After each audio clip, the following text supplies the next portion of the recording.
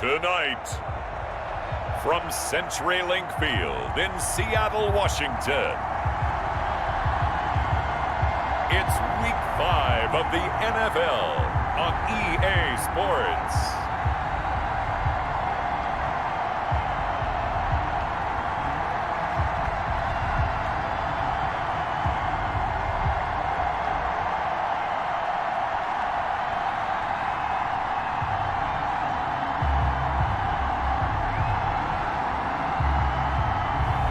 We'll see Russell Wilson and the Seattle Seahawks taking on Kirk Cousins and the Minnesota Vikings.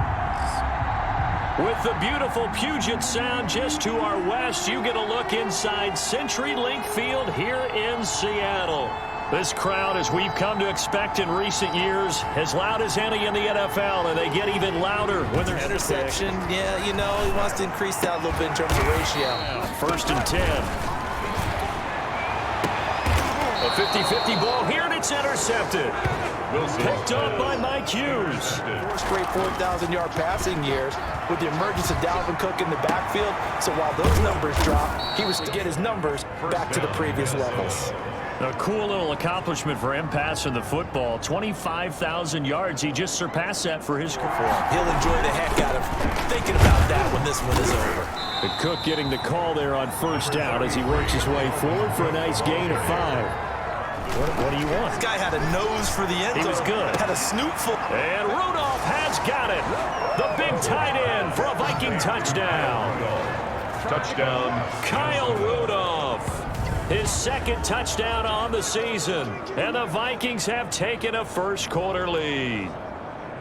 And that was a beautiful ball right there as he waited for his tight end to come uncovered in the end zone, so give him points for patience as well. Delivered it right where it needed to be. Vikings take a 7-0 lead. The drive there only spanning 3 plays. Going to be the story of the NFL the first month of the season. Threw 2 more touchdown passes, 15 in the 4th quarter, but they found a way to get it done, Charles. Touchdowns by David Moore and Chris Carson finished. This Seahawks defense, they're the only team in the league.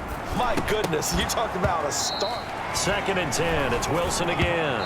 Throwing middle was the intended target, and it's 3rd down. Defensively here, you're facing a Could be in some trouble. I think so, because then you turn into... And he's going to be swallowed up. Sacked back at the 45-yard line. Shamar Stephen in there to drop him for a 6-yard loss, and that will lead to 4th down. They were trying to set up that screen, trying to get that screen to formulate. Took too long. Ends up taking a sack, and that leads you to a couple of other questions. Number one, why don't you just get rid of the football? Well, the Minnesota Vikings retaking possession, and this is a team, you remember, a playoff squad a year ago, but into the win column. 100 the last 2 games as well, and introduced, what do they call that, the gritty dance? His style, running the football, and some good defense when they needed it. Cook on the first. It's now 2nd and Cook on the toss left. 44-yard line. And he's able to get this one down to the 40-yard line. Cook, the ball carrier.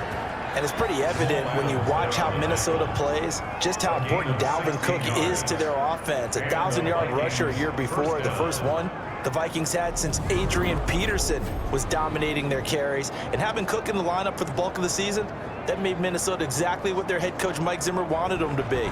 They'll try to throw now. Cousins. And Rudolph has it, the tight end. And he's got this down almost to the 20 before. He can be that and more. And remember, in the overtime win against New Orleans in the playoffs last year, who caught the game-winning touchdown? That guy right there, Kyle Rudolph. Now Cousins. This will be caught just inside the 10. And they've got it inside the 10 at the 8. His first catch there, good for 10 yards and a 1st down. And a lot of people ask the same question all the time. Why do we see so many slants in the red zone? Cousins to throw it. To the end zone, but it's incomplete. He was looking for Adam Thielen there, but it'll be 2nd and goal. To the goal-yard line. Meanwhile, when you know the contact's coming, let alone getting 2 hands around it, hugging it to your body, and absorbing the hit. Even for those big tight ends who you would think could absorb that contact.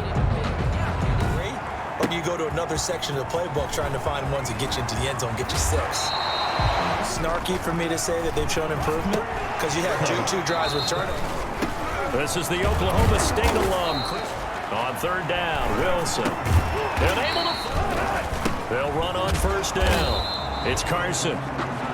Just a yard on the pickup there, and it'll bring up a 2nd and 9. Smith on the tackle. One of my favorite safeties in the league is Harrison Smith. His ability to support in the run game, as we just saw there, that's key. But also, out of the gun, here's Wilson. That's complete to distance. To throw is Wilson. To throw on third down. And that will be incomplete. Pass intended for Tyler Lockett. Incomplete. as his old brain remembers, when I see 5 wide receivers on the field as a defender, I know the ball's coming out high. They expect to, because you know coaches look at these short field goals as a last resort, right? To them. Throwing, Cousins, flushed out right. Oh, nearly Cousins. He's going to fire one deep over the middle. He's got a man, complete. And they finally get him down, but not before he gets it up to the 46. 40 yards. A full 40 yards that time on third down as the chains move with a lot of room to spare.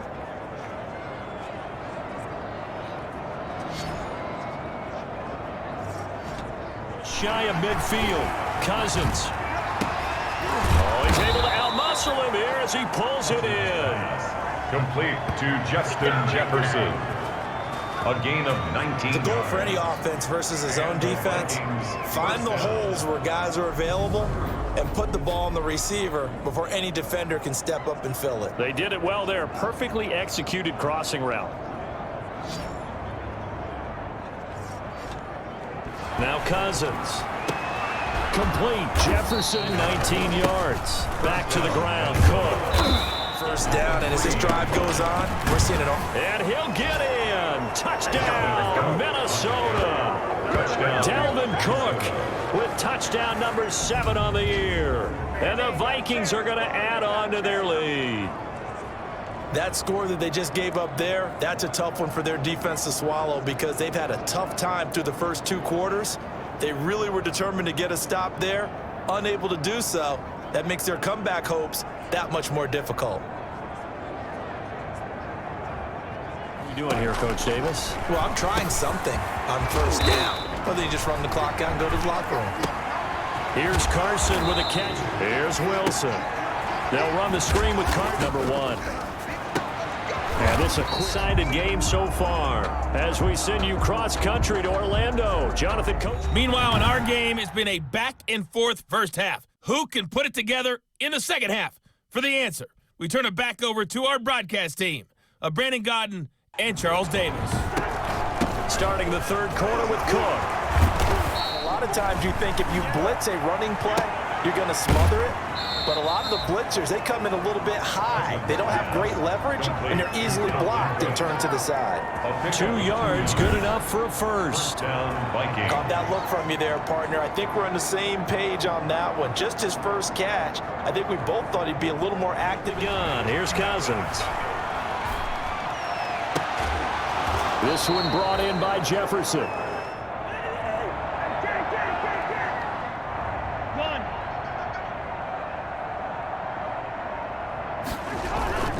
A 10th carry in the game for Cook. And tighten this down. We can't give up gains like that. And is that? This guy's nimble and quick. More than a space eater. He just made a great play there. And it's incomplete. They cannot convert, and they turn it over. Mike Zimmer got to be unhappy with how that turned out. And the Seahawks are going to take over the football.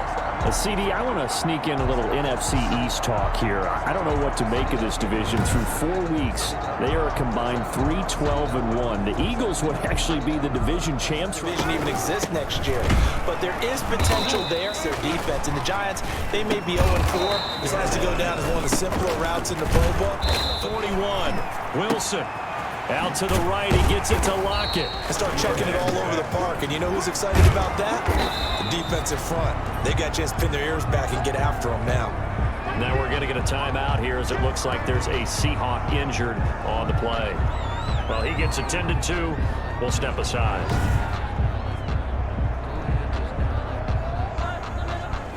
From the gun, it's Wilson. Open man is Metcalf. This guy's body is one that we all really wanted. End zone caught. Touchdown, Seattle. Josh Gordon, his first touchdown of the year. And the Seahawks are able to cut into that deficit. That's a score you felt they had to have here in the third quarter to get back in this game. And you know that there's an emphasis on their side. Hey, Touchdown. Here's Cousins. And then the Chargers at New Orleans on Monday night. I think Justin Herbert having to face This one's away. One quarter remains here on a Sunday night. You are watching the NFL on EA Sports. Good news, but this is still a two-score game, and they need points on this offense, too, or less than that. And wow, the Vikings after him, and they get there for the sack. I remember throughout my career here in defensive coaches always say, guys, you got to earn the right to rush the passer. Well, they put themselves in a great spot with this big lead, and they know they've got to throw the ball. These pass rushers have to be salivating. It is pin your ears back time indeed. Now Wilson. He'll try and set up the screen. It's complete. And he'll get it up to the 33-yard line. He did his best to just get 4 out of that, but not enough. And now fourth down. One thing I think that's safe to say defensively, the tackling's been really good. And because of that, it's been very, very hard. The Seahawks will go for it. It's Wilson going for Metcalf on the deep ball. That's caught inside the 20. And all the way in, touchdown Seattle. Philip Dorsett, his first touchdown of the year. And the Seahawks have made this a one-score game. No, we're not cheering. No, we're not rooting. But I am excited about this. I know you are, too. We got a ball game again after that big-time strike. Big-time strike, and you are right. Don't go anywhere yet. This thing's not done. But good to make it a 17-14 game. So that drive spanned 5 plays. And it all culminates with a Seattle score. First and 10. The Vikings offense now heading out to take over. They've got the lead, and certainly a big reason why some of these catches we take a look at right now. And I've seen it so many times that when units start to play really well, they feed off of each other and play even better. And they're making every catch possible. Contested, non-contested, easy, difficult, big-time plays. And right now, that's why their team's in the lead. To score here in the second half. They'll need to change that here. And that is caught on us. I tell you, close game, fourth quarter. This is a huge decision. Oh, no doubt about that, partner. A lot has to be riding on this call. And you know it is a tight one because it has to be indisputable visual evidence in order to change it. And as a coach, you hate that. Don't know if you took the advice of the player, you threw it yourself, but it didn't go your way. At the end of the day, it all comes back to the head coach. He has the final determination on whether to actually challenge the play or not. In this case, it didn't pay off for him. And that's got to be so heartbreaking. You throw that flag, you probably feel really confident, and then all of a sudden, boom, you lose the challenge. Yeah, when you take a look at it, you're throwing that flag because you believe you're going to be right. And when it comes back the other way, you flush to his right. That is caught. It's Tajay Sharp. And he'll get this one down near the 20-yard line, just shy of the 20. That's now a pair of explosive plays in succession, both north of 20 yards. These guys are running offense like you drive. The pedal is down, stomp down. How about that? Back-to-back completions. They are rolling. So much for being conservative and running that football. Give to Cook out of the gun. Again, it's Cook. They run with Cook. He's been busy tonight. And he will fight his way into the end zone for a touchdown. Touchdown. Dalvin Cook, his second touchdown of the night. And the Vikings find a way to stretch their lead. Well, it'd be real easy to say that they are firmly in control right now, but I'm looking at your face and I'm thinking I've got to be careful with that. Well, it's a two-score. Will take a 10-point lead. So that winds up a 7-play drive all told. And it's capped off by the touchdown run coming from down drive. But not just that, they had a great air attack going. Did they stick with that? Why would you change anything? They've got to be confident about what they're presenting and continue. 2nd and 10 now. Wilson needing 7 yards on 3rd down. And he's got Lockett. They convert on 3rd. And another try after the first. Throwing now is Wilson. Now a desperation throw deep. And this is taken in. Wilson to throw. Under pressure, down he goes. Sacked at the 10.